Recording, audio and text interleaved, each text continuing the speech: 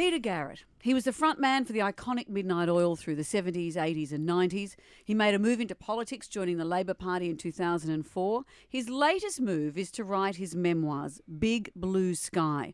This extraordinary book's out now. Peter Garrett is in our extraordinary studio. It's extraordinary to have you. Hello. Thank you very much. It's great to have you. Jonesy. I can't believe I'm here. Well, we were at the launch of your book the other day, and Todd Sampson said very eloquently about you that you've lived a very public life, but you've lived very privately. We really didn't know much about Peter Garrett, the man. How has writing the book been? Have you enjoyed revealing I've given away as little as I can. But you've given away a lot. No, look, it's really interesting, Amanda, because one of the reasons why I was very private in the early days was because of my kids. You know, I just didn't want them to be a part of my story and them to have to cop it at school. And I felt very protective about them. And there's a little bit in the book that will explain that. And I think since then, I was so focused on issues. When we're in the oils, we just had our head down and our tail up and we wanted to get things done. And I actually think we live in a very kind of, hey, here I am, me sort of culture, which doesn't resonate that much with my personality. I'm not shy, but I'm quite reserved in some ways. And I was interested in things, not in analysing what I thought about things. But I realised when I wrote the book, if you're going to write it, you've got to be open and open up a bit. And I had my wife Doris saying, come on, mate, don't be so blokey, sort of fess up a bit. And to tell a story about the emotional journey as well as the factual journey, if you like. So, yeah, it's been a really good exercise, actually. Not all of it, but most of it's been enjoyable. I look at my relationship with you and Midnight Oil, but you are the reason I'm here today. As a young your father. No, I am your father. No, and it's hard to explain. I was saying this to your wife Doris the other day. It's very hard to say to a mentor what they mean to you without, because you're looking at me going, oh, good on you, Jonesy, that's nice.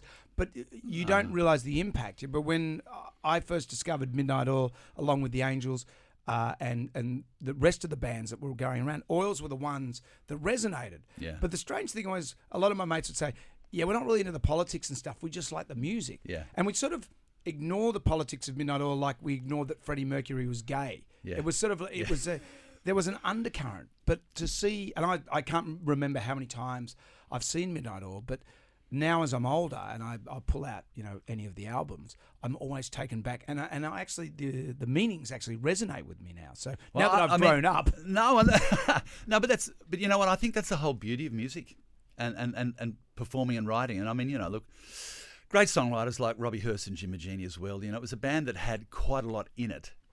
So people could relate to it in whatever way they wanted. And I've always felt this about art. I felt like we don't make any judgments about how the audience takes who we are and what we get there to give them. It's out there, It's like it's in the universe, and you take it what you will. If it's a beat that you're responding to, respond to the beat. If it's a lyric and you think it's about something, get into that as well. And you can never second guess your audience. You should never try. And also, people might come back as you're doing, which is fantastic, and have another taste and think, oh, hang on a minute, that's what they're on about.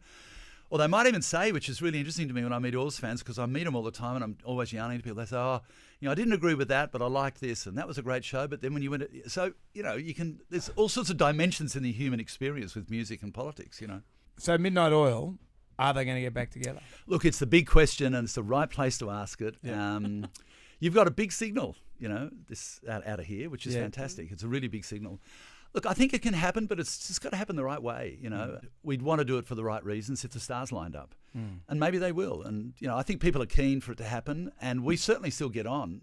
And when we played the last time, I was like, doesn't sound too bad. Well, we were there. It was for Rock for Doc.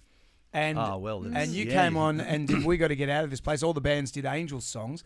I don't think you guys had any rehearsal. You guys killed that thing. That was great. I came late. I actually came. Yeah, we had to pad. They're saying to me and Amanda, stretch. Peter Garrett's not here. I was in the com car, like those white cars, and the driver said, what are we going to do? And I said, mate, you're going to stop here in that lane behind the theatre in Enmore, and I'm going to get out, and you're going to hold a towel, and I'm putting on a pair of jeans. Out of your suit. I got changed in the street, out of my suit.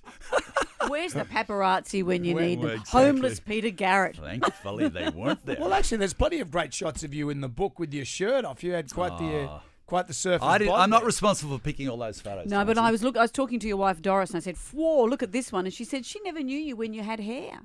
No, she didn't. That's right. That went early. Yeah, I'm a surfer boy, and my brother and I used to take people. Some people might know this story. We used to take we had a little underwater camera, and we used to take photos of people tearing it up at North Narrabeen here in Sydney. And every time I took what I thought was a snap that was going to get in Surfing World, it'd have this strand across the thing, you know, just a bit of thin blonde hair. So I just went to the barber and said, take it off, you know. And I got it off to short. And I thought, I said, take it all off. It was as simple as that. And I showed up the next day at an Oars rehearsal, and I said, yeah, let's keep going, you know. Also, that there wouldn't be a stray hair in a photograph. That's dedication. It sure is. That's how picky I am. That's how picky you are. And that's how picky they were. They wouldn't print our photos. So do you have to keep doing it all the time? For a while, and then I think if we, so it just doesn't go back anymore. Oh no, I do the once over. Right. Every now and then. So these are the questions that need to be asked. These are the big topics. You could do the Donald Trump, do you think? Oh my. Pete shows up with a rug with a fox terrier on his head. I'm sure that would be great. Peter, I'm always happy to talk to you. And it's weird because this is the anniversary. Strangely enough, you were the first big guest I ever spoke to. Is that right? On the radio when I was at 6KA Karratha, and you were heading up to Karratha. Oh, okay, yes, that's right. For a benefit show. And I found this the other day. Yeah, this is a young Jonesy. First, no, and young Jonesy and young Pete. Yeah, this is 1990. But listen to how nervous I am. I have the distinct pleasure of talking to Mr. Peter Garrett, who is the lead singer for Midnight Oil. Peter, how are you this evening? I'm fine, thanks, Brendan. Are you having a good evening so far?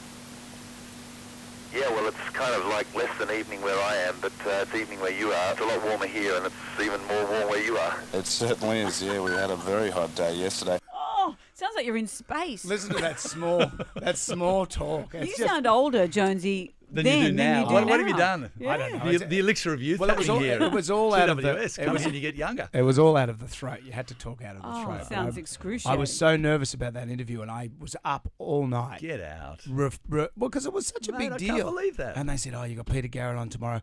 We're trusting you with this interview.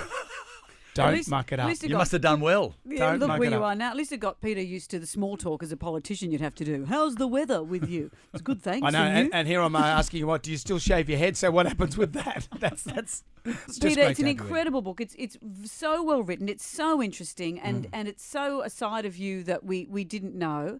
It's Big Blue Sky, a memoir. It's out now. Thank you for joining us, Peter. Thanks very much for having me, Amanda and Jonesy.